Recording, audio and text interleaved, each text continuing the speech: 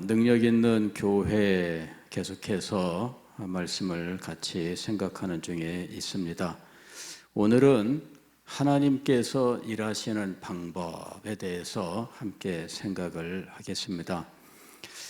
우리가 오늘 읽은 이 성경 말씀은 로마의 백부장 고넬료의 집에서 사도 베드로가 말씀을 전했던 그 내용 중에 이제 한 구절입니다.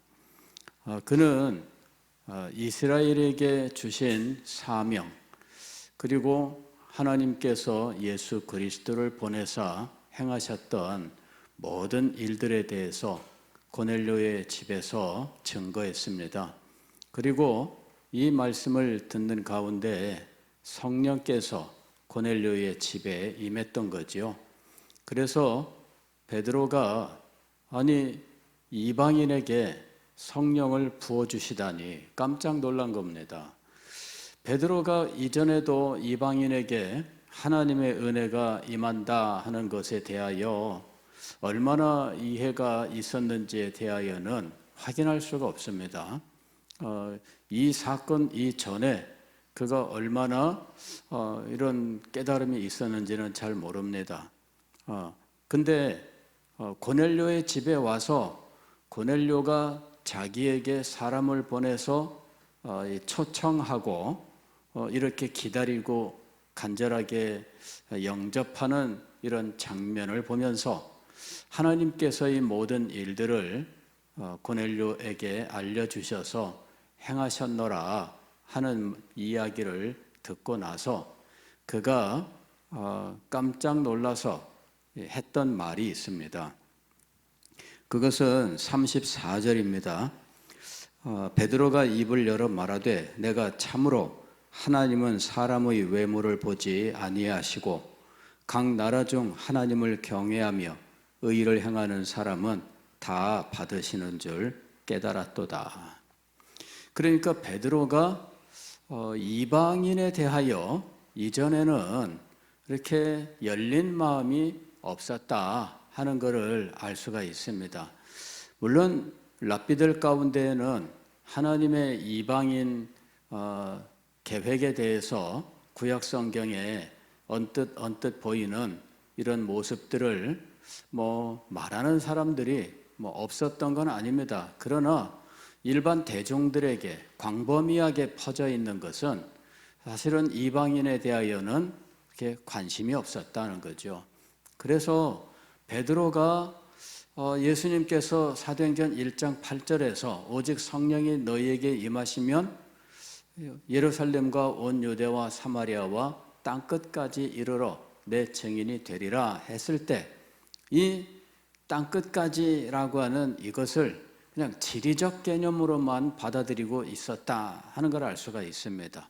땅끝까지 예루살렘과 온 유대와 사마리아와 땅끝을 지리적 개념으로, 그래서 이 흩어진 성도들이, 박해 때 흩어진 성도들이 복음을 전할 때에도 누구에게 전했습니까? 유대인에게만 전하는데, 즉 예루살렘과 온 유대와 사마리아와 땅끝에 흩어진 모든 유대인들에게 이렇게 지리적 개념으로 생각을 하고 있었던 겁니다. 그런데 지금 베드로가 이것이 지리적 개념이 아니다라고 하는 사실을 깨닫게 되는 결정적 사건이 이 고넬료의 집에서 발생하는 겁니다. 자기가 지금 고넬료의 집에서 이 떨어진 요바에 있는데 가이사랴에 있는 고넬료가 이게 지금 하루길입니다. 그래서 지금 출발하면 오후 늦게 도착해서 소식을 전하고 하룻밤 자고 그 다음날 출발해서 오후에 도착해야 되는 이런 정도의 떨어진 그런 곳인데 사람을 보내서 청한 거죠. 그때 베드로가 의문을 가진 겁니다. 어떻게 이 로마의 백부장이 이 사람을 이렇게 보낼 수 있을까? 그래서 하나님께 기도했더니 하나님께서 가라 그러신 거예요. 왔더니 이미 고넬료에게도 하나님의 말씀이 있었던 겁니다. 깜짝 놀랐습니다. 그리고 깨달은 겁니다. 그래서 내가 참으로 하나님은 사람의 외모를 보지 아니하시고, 자기는 유대인이라고 하는 이 외모만 본 겁니다. 근데 하나님은 유대인이라고 하는 이 외모를 넘어서는 거예요. 외모를 넘어서야 땅끝까지를 지리적 개념이 아닌 모든 민족들, 열방과 모든 이방인들이라고 하는 개념으로 바꿀 수가 있는 거죠. 이것이 혁명적인 변화입니다. 이 개념이 완전히 바뀌는 거예요. 지리적 개념으로 생각하면 유대인들을 찾아다니는 거죠. 요즘도 유대인을 찾는 일이 있다는 이야기를 들었어요. 요즘도 이스라엘에는 흩어진 유대인을 찾는 이러한 일들을 하는 부서가 있다는데, 지금은 아주 굉장히 이 일을 하는 게 쉬워졌어요. 옛날에는 족보를 따져야 했거든요. 그런데 족보가 정확하게 기록될 리가 없잖아요. 지금은 DNA 검사하면 다 나와요. 유대인 찾는데 어려움이 없습니다. DNA 검사를 하는데, 유대인이 어디까지 왔냐 그러면은 태국에서도 발견됐어요. 태국의 산간에 있는 산족들 가운데 유대인 DNA를 가진 사람들을 발견한 거예요. 그러니까 DNA로 유대인을 찾는 일을 지금도 하고 있는 거죠. 근데 그 사람들은 유대교니까 뭐 유대인을 찾고 유대인이 뭐 특별한 어떤 의미가 있는 것으로 믿고 그리 하는 거죠. 그러니까 이 사람들은 땅끝이라는 말을 들을 때 이거를 지리적 개념으로 생각하는 거죠. 흩어진 모든 이 디아스포라 유대인들을 찾는 일, 이렇게 생각할 수가 있는 겁니다. 그런데 베드로에게 이것이 아니다. 외모로 취하지 아니하시고 이 깨달음이 있어야 땅끝까지 이것이 지리적 개념이 아니다라고 하는 것을 알게 되는 거예요. 땅끝까지, 즉 이방인들에게도 지금 35절에는 각 나라 중 그랬습니다. 각 나라 중, 이것이 바로 이방인입니다. 이방 나라 중 하나님을 경외하며 의를 행하는 사람은 다 받으시는 줄 깨달았도다. 그래서 그는 복음을 가감없이 전할 수 있게 된 거예요. 고넬료의 집에서 복음을 가감없이 전하게 되었는데, 성령이 내리시니까 그는 세례까지 아예 주게 된 겁니다. 왜? 아니, 모든 되어진 일을 보니 이는 하나님께서 행하신 일이다. 그래서 세례까지 주고 예루살렘에 가서 사람들이 따질 때 이방인하고 밥 먹고 왔느냐, 이방인에게 세례까지 줬느냐 난리가 나니까 이게 모두 하나님의 역사다 하면서 모든 되어진 일을 증언하니 사람들이 아무 소리 못하게 된 거예요. 자, 베드로가 고넬료의 집에서 이런 놀라운 역사를 경험했습니다. 하나님께서 하신 일이었습니다. 하나님의 성령께서 부어주고 하나님의 성령께서 그 모든 사람들에게 놀라운 역사를 이루셨습니다.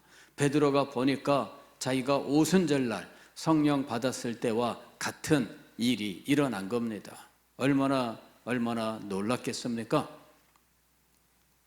근데 베드로가 말씀을 전하는 가운데 그가 우리가 오늘 읽은 성경 말씀 속에서 하나님께서 예수 그리스도를 어떻게 사용하셨는지 이걸 말씀하고 있는 겁니다. 그러면서 자기들도 이렇게 하나님께 쓰임받고 있다라고 하는 사실을 분명하게 확신하고 있는 거죠. 자, 38절 말씀 보면 이렇게 되어 있습니다. 하나님이 나사렛 예수에게 성령과 능력을 기름 붓듯 하셨다. 성령과 능력을, 예수님은 하나님의 아들이시다 우리는 그렇게 생각하고 예수님이 참 능력을 행하시고 이적을 행하시고 그렇게 우리는 믿고 있습니다. 그런데 알고 보면 그 모든 일들이 하나님께서 성령을 기름 붓듯 부으셔서 행하신 일이다 하는 것입니다. 성령을 기름 붓듯, 능력을 기름 붓듯 부으셨다는 거예요. 기름 붓듯 부으셨다, 이게 어느 정도의 일인지를 참 우리가 잘 알지 못합니다. 예. 왜냐하면 기름 쓰는 게 사람마다 달라요. 문화마다 달라요. 우리는 저 같으면은 전을 부칠 때 기름 많이 안 씁니다. 왜냐하면은 양도 잘 모르겠고 기름이 이렇게 그릇에 많이 남는 거, 이런 것들을 또 무서워하니까 조금씩 쓰는 거죠. 그런데 이 전 부치는 전문점에 가보면 기름 많이 써요. 예? 옥세재 권사님 전문가 아니십니까? 그죠? 기름 많이 써요. 기름. 우리가 볼 때는 막 저렇게 기름을 많이 붓네 그러는데 막 씁니다. 아낌없이. 그죠? 예. 그래야 바삭바삭해지고, 그래야 정말 겉바속촉 이게 이루어지는 거죠. 그리고 고소하고 정말 맛있게 되는 거예요. 문화마다 기름 쓰는 양이 달라요. 중국 요리는 그냥 뭐 하나 하더라도 기름 막 잔뜩 부어가지고 막 튀겨내잖아요. 그래, 기름 쓰는 게 달라요. 여기서 말하는 건 물론 음식 만들 때의 기름을 말하는 건 아닙니다. 이거는 이스라엘 역사에서 기름 붓는 특별한 예식과 관련이 있죠. 왕이나 선지자나 제사장에게 그의 임직할 때에 기름을 붓는 일이 있습니다. 그때에 어떻게 기름을 붓습니까? 흘러내리도록. 그래서 우리가 시편에도 보면은 이 기름이 아론의 수염을 적시고 옷깃까지 적신다라는 표현이 있잖아요. 그게 뭐냐면은 기름을 아낌없이 막 붓는 거죠. 그래서 여기 기름 붓듯이라고 하는 것은 어떤 의미냐면 충만함, 넘쳐나는 충만함을 말하는 겁니다. 예수 그리스도께서 놀라운 사역을 하셨습니다. 그 38절 하반절 보면 이렇게 이야기합니다. 그가 두루 다니시며 선한 일을 행하시고 마귀에게 눌린 모든 사람을 고치셨다라고 이야기합니다. 예수님께서 행하신 모든 일들을 이렇게 그냥 두 개의 활동으로 정리를 했습니다. 하나는 선한 일을 행하셨다. 다른 하나는 마귀에게 눌린 자를 고치셨다. 이렇게 두 가지 행동으로 예수님의 사역을 딱 정리를 했습니다. 그런데 이 놀라운 일들을 하게 된 배경에는 무엇이 있느냐면 성령을 기름 붓듯, 다시 말씀을 드리면은 충만하게, 성령 충만하게, 능력 충만하게 하셨다는 이야기예요. 또 넘치도록 이 말입니다. 성령으로 넘쳐 줄줄줄 흘러가도록, 능력으로 넘치도록, 그런 말입니다. 그래서 지금 예수 그리스도의 사역은 무슨 사역이었다는 이야기입니까? 성령 충만하여 나타난 사역이었다는 이야기입니다. 그냥 하신 것이 아니에요. 인간이라면은 그냥 자기가 가진 재능으로 하겠죠. 그러나 예수 그리스도의 사역은 인간이 가진 재능으로 하는 것이 아닙니다. 이것은 성령께서 그에게 부어진 거예요.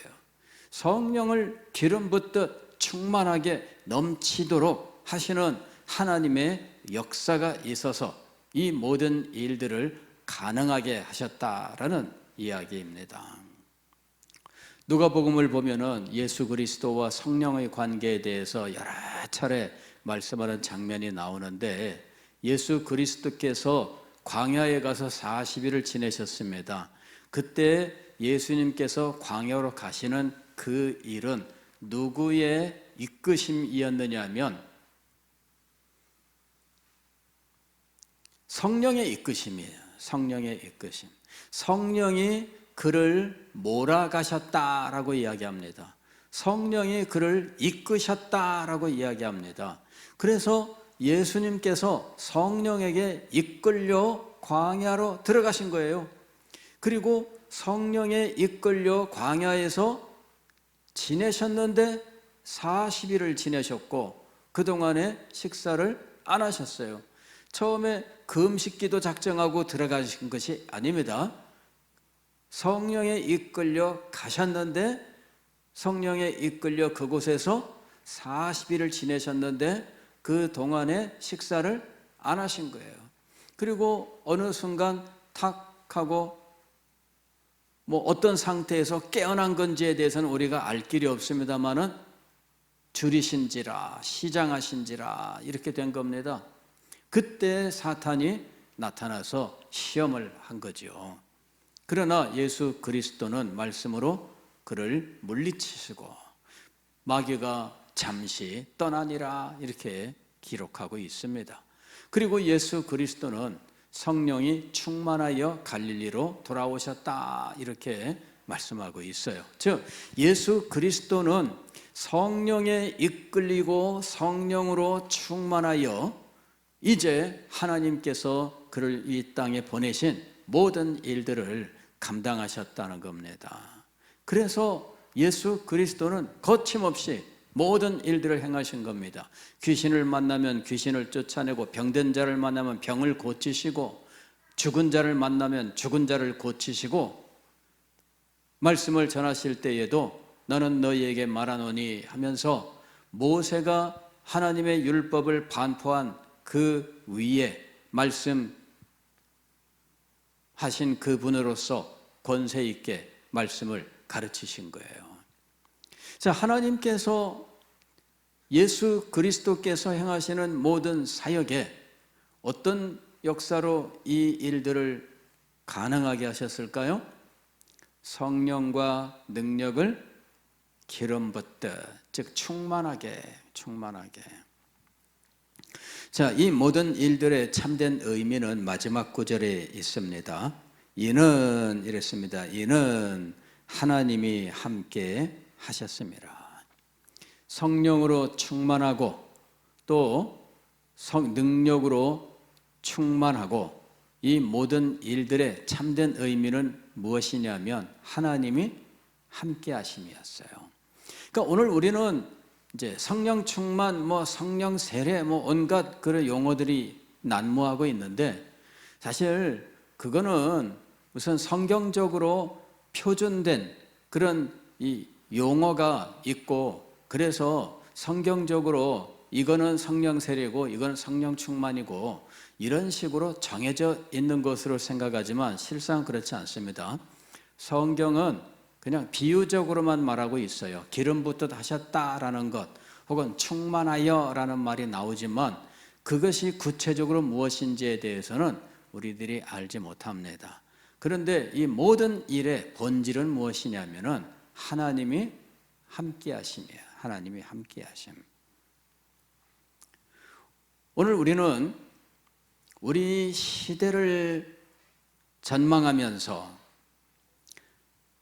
이 시대의 징조들을 보면서 자칫하면은 낙심할 수 있습니다. 왜냐하면은 우리는 너무나 연약하니까. 우리 자체적으로도 이 세상의 삶에 시달리고 있기 때문에 더 큰 능력을, 용기를 내기가 어렵습니다. 그런데 문제는 무엇입니까? 하나님께서 이 모든 일들을 가능하게 하신다는 사실입니다. 어떤 방법으로 가능하게 하실까요? 성령과 능력을 기름 붓듯 충만하게 넘치게 하신다는 거예요. 충만하게 넘치는 이 놀라운 일들을 하나님께서 행하시는 겁니다. 그리고 그 일의 본질은 하나님이 함께 하심이에요. 즉 하나님이 이 자리에 임하시는 겁니다. 하나님께서 여러분을 만나시는 거예요. 여러분의 눈이 열려 하나님이 과연 이곳에 계신 것을 목격하는 거죠. 하나님께서 여러분의 손을 붙잡아 인도하시는 것을 여러분이 경험하는 거예요. 하나님이 함께하는 겁니다. 성령에 대한 모든 것들은 실상은 하나님이 함께하는 걸 의미하는 거예요. 왜냐하면 성령 자신이 하나님이시거든요. 예수 그리스도께서 성령과 더불어 우리와 함께 하십니다. 왜? 성령과 예수 그리스도는 연합된 한 분이에요. 그리고 성령이 우리에게 임하심으로 삼위일체 하나님이 우리와 함께 하시는 겁니다. 이건 놀라운 거예요. 어떤 사람들은 성령이 임하고 예수님은 하나님 우편 보좌에 있고 하나님도 하늘나라에 계신다, 이리 생각합니다. 그러나 그렇지 않아요. 성령이 우리에게 임하셨다는 말은 예수님도 우리 가운데, 하나님 성부 하나님도 우리 가운데 임하셨다는 거예요. 왜? 삼위일체 하나님이 함께 하시거든요. 그러니까 우리는 이 성령이 임하셨다 혹은 성령 충만해, 성령이 기름 붓듯 이런 표현들이 나올 때마다 우리는 항상 무엇을 생각해야 됩니까? 삼위일체 하나님을 생각해야 돼요. 영광스러운 삼위일체 하나님이 우리 가운데 임하셨고 우리 가운데 역사하신다는 겁니다. 예수 그리스도에게 성령과 능력을 기름 붓듯 하셨다라고 할 때 실상은 그곳에 삼위일체 하나님의 함께 하심과 역사가 있었다라는 이야기예요. 오늘 우리들은 성령의 비밀을 알아야 됩니다.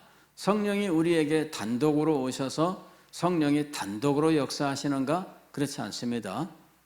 성령은 우리에게 성령을 부으셨다라는 이 성경의 표현은 알고 보면 삼위일체 하나님이 우리 가운데 함께 하셨다라는 의미인 것입니다.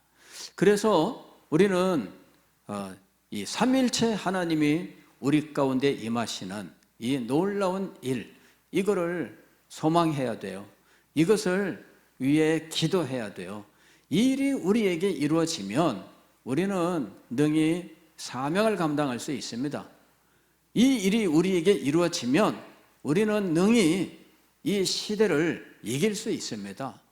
이것이 우리에게 임할 수 있느냐, 이게 문제죠. 이때 이 성령이 우리에게 기름 붓듯 부어지는 사건, 또 삼위일체 하나님이 성령이 부어지는 이 사실로 우리에게 임재하시고 역사하시는 이 놀라운 일들이 우리에게 이루어지기 위하여 우리는 어떻게 해야 할 것인가? 이것을 하나님께 강제할 수는 없습니다.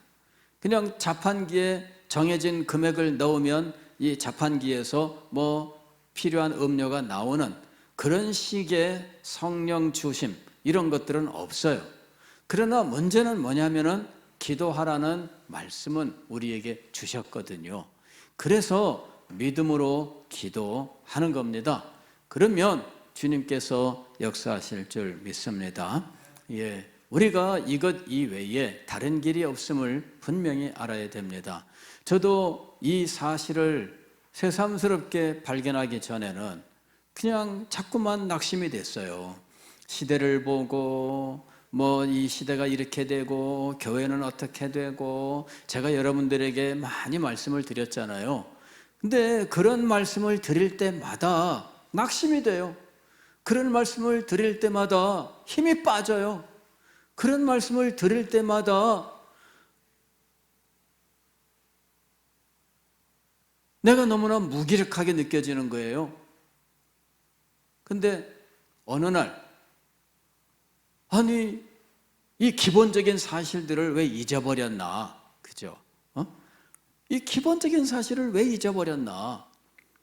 그래서 다시 말씀을 묵상하니, 세상에 이 시대가 거대하면 거대할수록, 시대의 어떤 그 어두움이 깊으면 깊을수록 하나님의 능력이 우리에게 더 강하게 역사한다라는 하나님의 역사를 깨닫게 된 거예요. 그래서 힘과 용기와 능력을 얻고 다시 일어난 겁니다. 그래. 인간적으로 조급해하거나 인간적으로 실망하거나 낙심하거나 그럴 것이 아니다. 오직 필요한 것은 믿음입니다. 그리고 하나님 앞에 기도하는 거예요. 주님, 성령을 부어주십시오. 기름 붓듯 주여 능력을 부어주십시오. 주님, 삼일체 하나님의 영광이 우리 가운데 임재하시면 능히 이길 수 있습니다. 주님, 우리 가운데 임하여 주옵소서. 오늘 이 밤에 이 믿음을 가지고 주님 앞에 기도하는 밤이 될 수 있기를 바랍니다.